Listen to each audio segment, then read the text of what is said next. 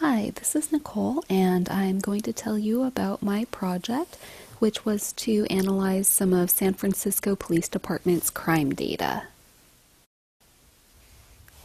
So, a little background, the motivation for my analysis was that I listened to a podcast.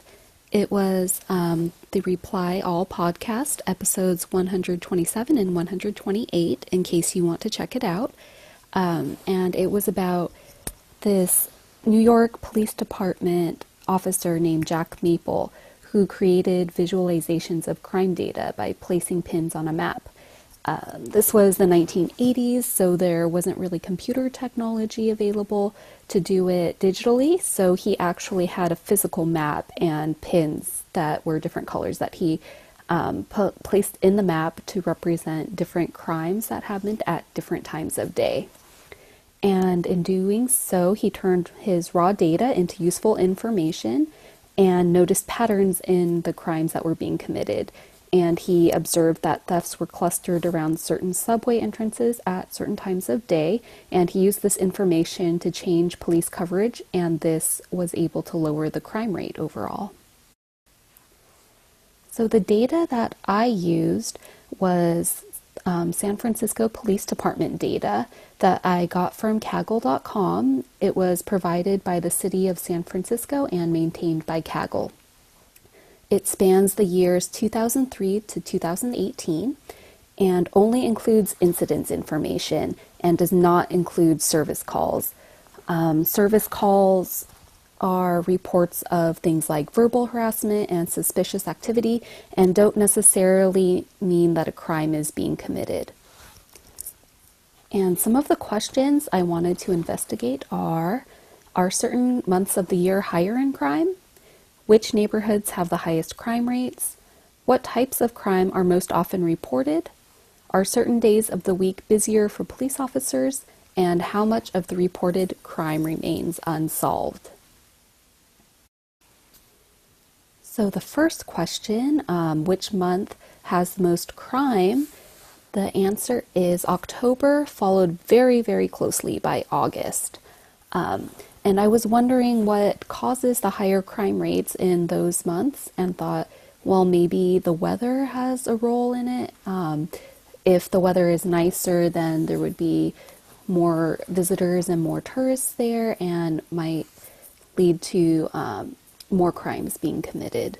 So I took a look at the weather data and found that there isn't really a significant difference. So I don't think that can be attributed to the weather being different in October and August. It is warmer, but not that much warmer. I also took a look at the precipitation data because I thought, well, maybe if it's rainy, there will be less crime committed versus if it's less rainy or less likely to rain outside. And according to that data, the most crime should happen between June and September. So August does fall into that range, but also February has the lowest amount of crime. So you can see here that it has the highest precipitation values, but January and February are pretty comparable, and January has a much higher crime rate. It's closer to the rate that is in August and October. So I can't really use the rainfall to explain the difference either. Which neighborhoods have the highest crime rates? As you can see here, so these are showing not the neighborhoods in San Francisco, but the police precincts, which are a little different than the neighborhoods. And you can see that the Southern precinct has the highest rate and the Richmond district has the lowest. I went ahead and got a map of the police precinct at where the different rates are.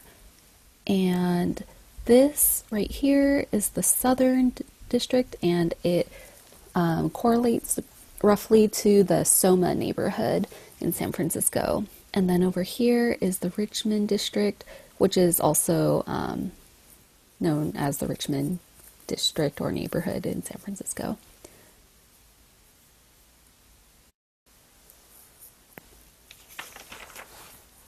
And as far as what types of crime are most often committed or reported, this biggest piece of the pie is made up of larceny and theft. It's the most common at over 20%.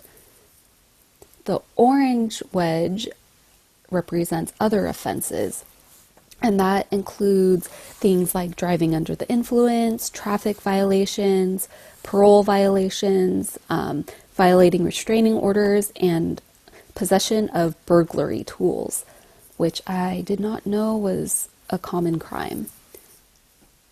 The yellow wedge represents non-criminal offenses, which would be mostly interactions with homeless people in San Francisco, since that includes things like civil sidewalks violations and something that they report as aid to mentally disturbed individuals.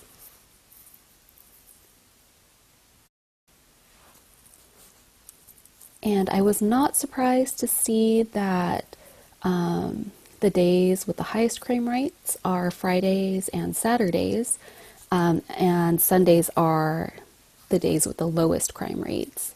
This makes sense to me because Fridays and Saturdays are when most people visit San Francisco, especially at night. And then finally, how much of the reported crime remains unsolved? And this disturbed me a little bit because it's almost 63% that has no resolution, and less than 30% leads to arrests, and only 24% leads to a booked arrest. So, as you can see, the majority of the reported crime goes unsolved and doesn't have a resolution. And that's it. I hope you enjoyed my presentation and learned something from it. And if you visit San Francisco, then you can use some of the information to be more alert, especially on Friday and Saturdays. All right, thank you. Bye-bye.